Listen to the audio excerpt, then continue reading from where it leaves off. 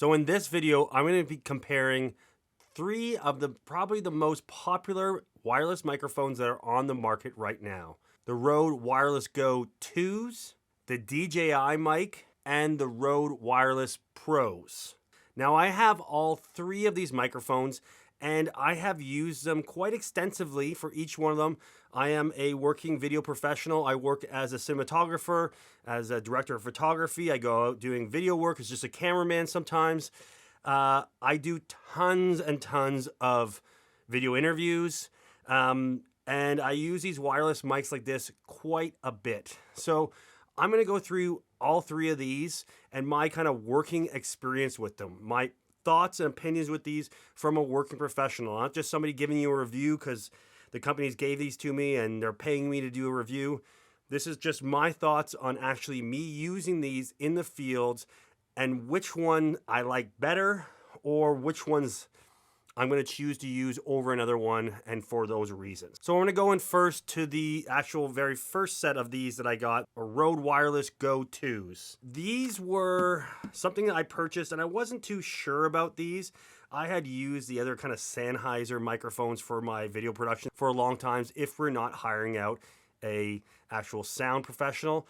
A lot of kind of corporate stuff that I do, even documentary stuff that I do, there's very small crews, and a lot of times we do not have a sound professional with us, another sound recordist.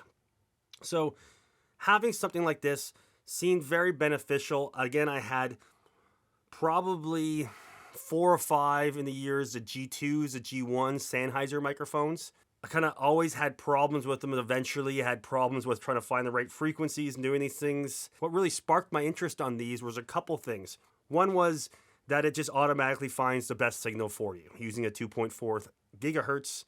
I think it's 2.4 gigahertz, is that what it's called? Network. Same thing that a lot of your routers use and wireless video transmitters use. It uses that and gets a best signal for you. So there's no real playing around trying to find which frequencies are open, which ones don't have interference on it. Very simple that way.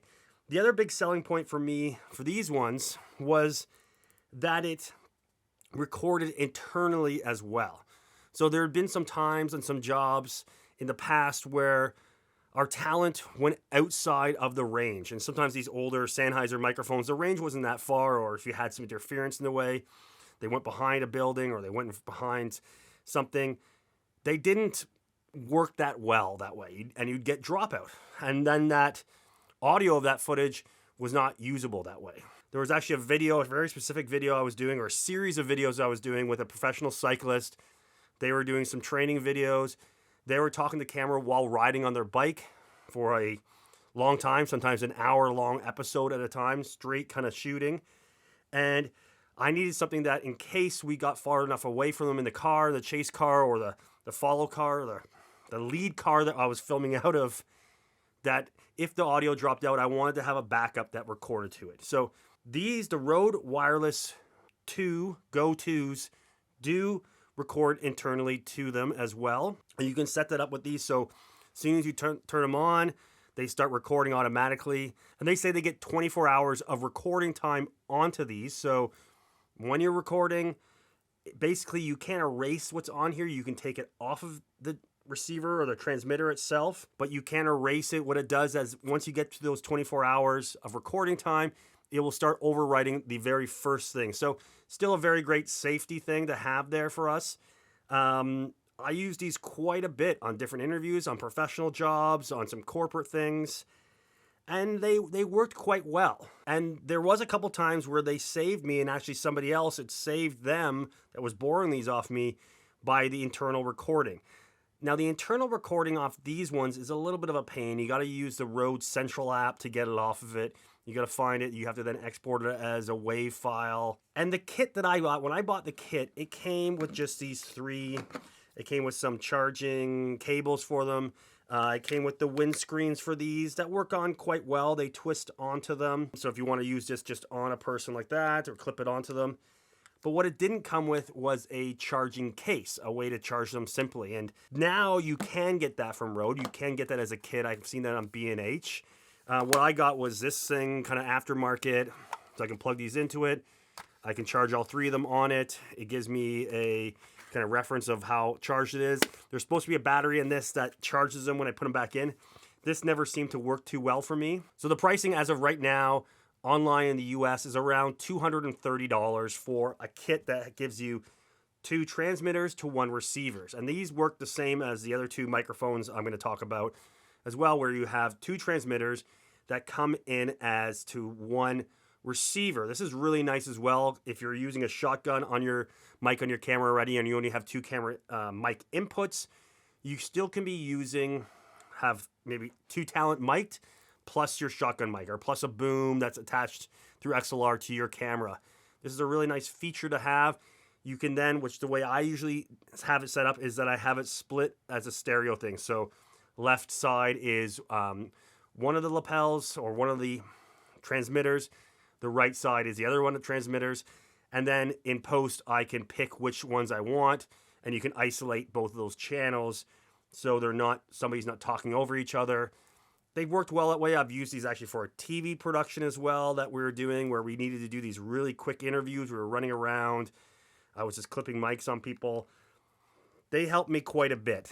So wireless mic number 2. This is the second one I ever purchased for a set. This is the DJI one. It comes in a case.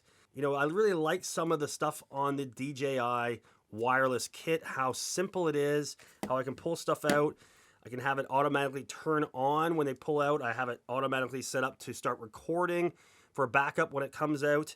There is a display on the Rode Wireless 2, but I do like the display a bit better on the DJI mics. I do like the form factor a little bit better on these mics as well. They are, I don't know, I just like the kind of rectangle. It's not a big deal over the square of the Rode ones, but these have worked quite well for me as well, and I used them a lot last year. A bunch of different social content I was creating with clients. We used them during some interviews for some corporate work and some documentary work. There was actually a feature film that I was working on in Scotland, and these were using 2 of these on one talent, the main microphone that we're using all the time. The way that I typically use these style of microphones is not the way that they come with the way that a lot of people use them when you just see them on them. And putting the little furry that they come with them too, which does come with the DJI ones. You have the little bayonet mount furry that goes onto this, so you can have some wind coverage. The way I typically use these with all these different microphones I'm going to be showing you is I have my beloved COS 11, Saken COS 11 microphones. I've had these for a long time. I think I have about 3 of them. These are a lapel mic, kind of an industry standard.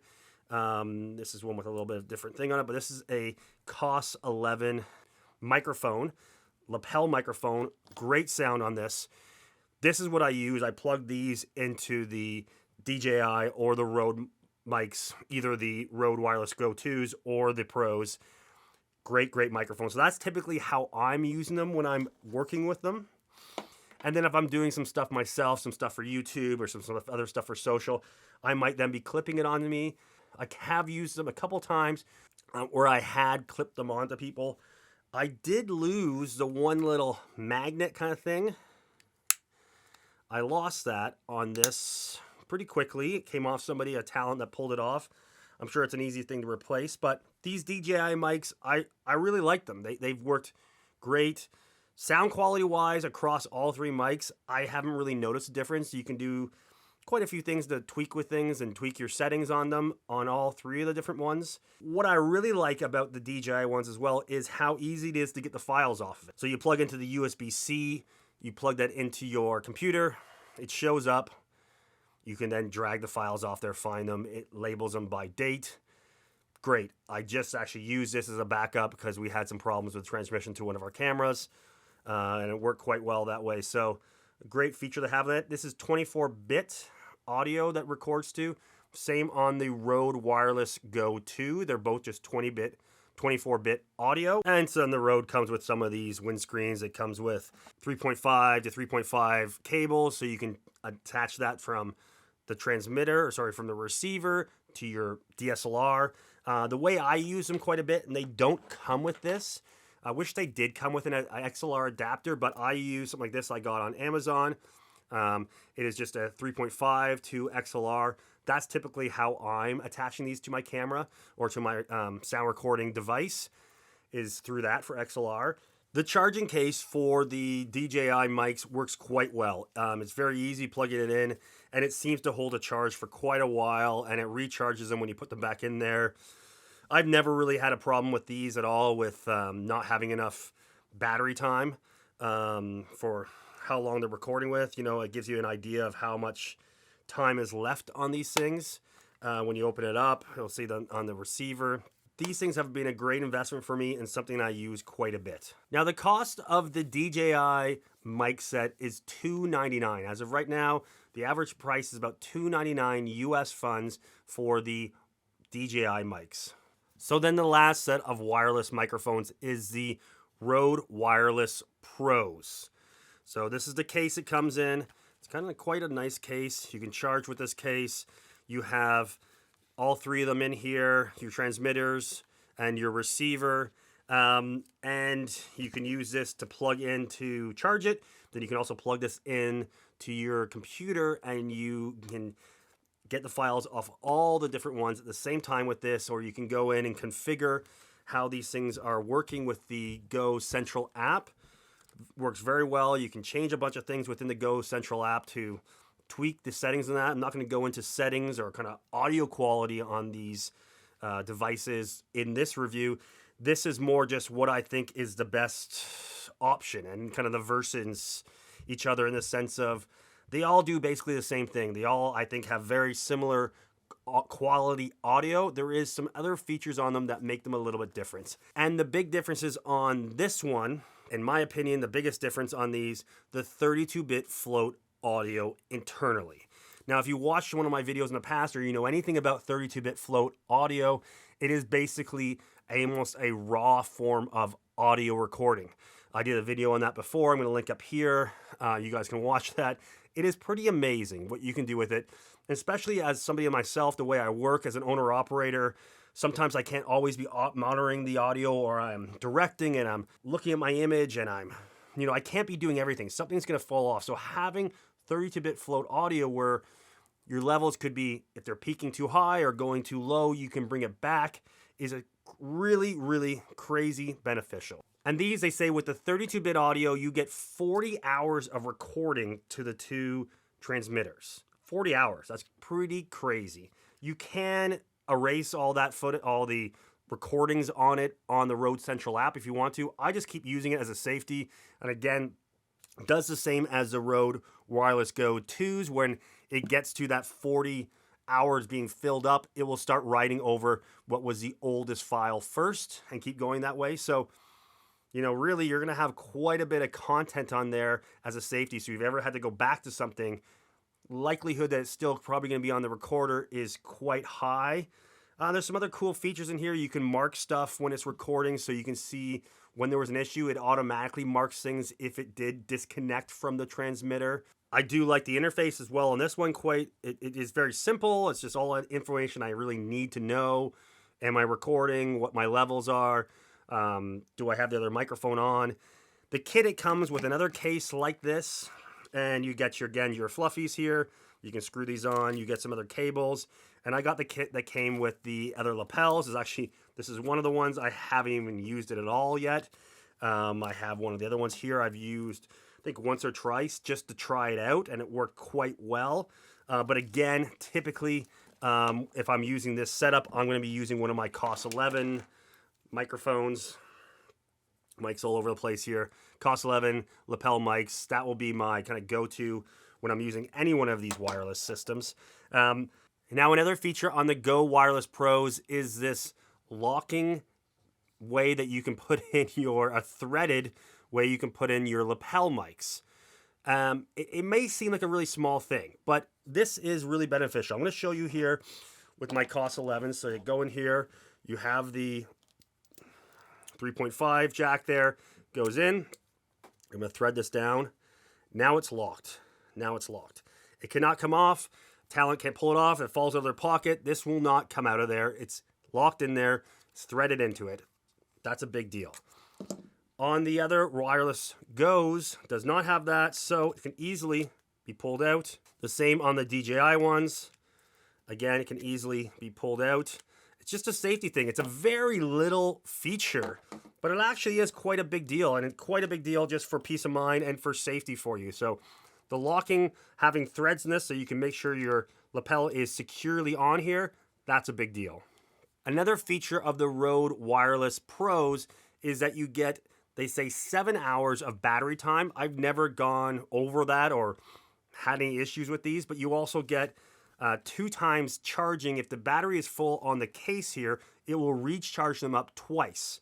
And they seem to charge very quickly, which is super nice. Now, there's also time code involved with the Wireless Pros. Now, at first, when I was reading this stuff, it didn't really make sense to me because I was like, okay, I don't understand this. Is time code on these? Is it time code from the device to the receiver? And there's that information, but how is that time code getting into the camera? And if that can't get into the camera, then that time code is just a selling feature. I don't understand. Like, the way I use time code when I'm using my Tentacle Syncs is that we jam a camera, we have that on it. I jam a audio recorder's device, it has it on. We all have the same time code. We can have that on multiple cameras. But I didn't understand how is this going to be any beneficial for this until I just learned, I haven't tested this out yet, that you can actually use the receiver or the transmitter, but one of them you can use as a way that it generates its time code, and you can send that time code out of the device and use that to jam into your camera. So you can jam your camera with the time codes. That means it sets the same time code that is coming off this. There is also a way to use these with my Tentacle Syncs, and I can use this to be the master time code and jam that to my Tentacle Syncs. To all my Tentacle Syncs have the same time code as well as this. Now that is beneficial because then if somebody leaves is farther away from the sound recorder or my camera where I'm getting the feed to, then I have that time code that's the same on my camera, on my audio recording device, and on the actual transmitter that is recording the 32-bit float, allowing me to sync that all up in post after. Now, one thing to remember, if you're using the time code on this to jam your camera, this is something I don't think is going to be jamming the camera the whole time because it's going to be, you jam it, and then I believe you're going to be plugging in the audio. I don't know if there's another way to have it continuously jamming, but the way a Tentacle Sync works or the Deity time code devices work is that they're constantly sending a signal for time code to your camera or to your audio recording device, and that makes sure it's always exactly the same. The time code on cameras and some other devices will drift. It will go off by frames or a few frames over time, say over 4 hours or over 5 hours.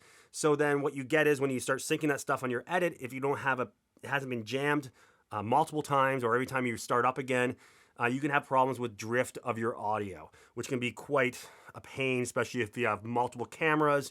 So I don't know how this would work that way. I'm going to do some testing. Let me know in the comments, would you like to see a video showing you how to use the time code on this to your cameras, to multiple cameras, to your audio recording device, and using the Tentacle Syncs? Is that something worthwhile? I'm probably going to do a video on it because I just want to test that myself and see how well it works. So the cost for the kit for the Rode Wireless Pros, getting the accessories and the actual devices, is $399, $400 US. That's about the average price out there right now on these. So which one of these audio recording devices is the best one? Which one is the best one for you to buy? And I think they're all great. I think it really boils down to costs, what you're willing to spend, what your budget is. You know, the cost for the Rode Wireless Go 2s is $229, $230. They're still a great thing, and they're still a great device that way. The DJI ones, I do like the case better. It has a better charging system with it. I like the interface a little bit better with them. I think it's easier to get the files off of the DJI mics themselves. These are $250 for the set. I think that's a great deal for that extra $20 more than the DJI Wireless Go 2s. I think this is a better buy for you. You're probably going to be happier with these. Now, the Wireless Go Pros are an actual $170 or $150 more than these other two microphones. But I think that money is definitely well worth it for just the 32-bit float. The 32-bit float is great, but also, as I talked about, having that locking ability to lock in your lapel on here. That's a great little feature. It's a tiny little thing, but it does make a big difference. The time code, it could be a great thing. I really used to think that was just a selling feature, but for me, the reason I bought the Wireless Pros, even when I had these other kits and were using them and quite happy with them, was just for the 32-bit float. 32-bit float for me has been that beneficial and that much of a saver in a bunch of things, and just giving you peace of mind when you're doing work and you can have some issues with your audio levels. So for me, I think it's worth it for these ones, the $399, but any one of these is going to work well for you. Let me know, you guys, in the comments below, which wireless setup are you guys using? Is there other ones I'm missing here? Is there some different ones? There's the Hollyland ones. What do you recommend? Which ones do you like best? If you could think of subscribing to the channel, that'd be great. If you liked the video, please give me a thumbs up. Please give me a like. If you didn't like it, let me know. And we'll see you guys on the next one.